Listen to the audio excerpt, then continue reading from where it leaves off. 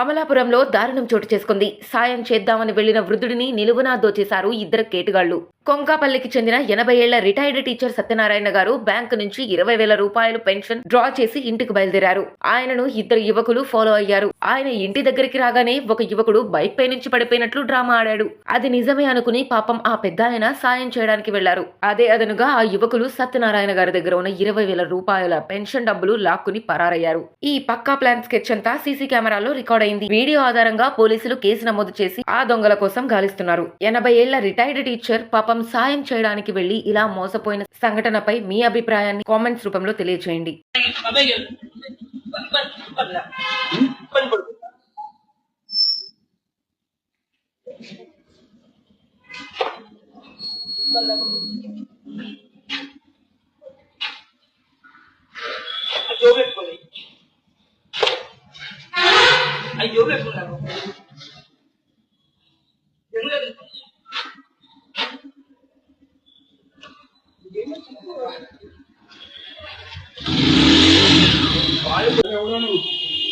Alam mo na, agad mo, yung kasi ito natin sa akin mo, okay ka ba?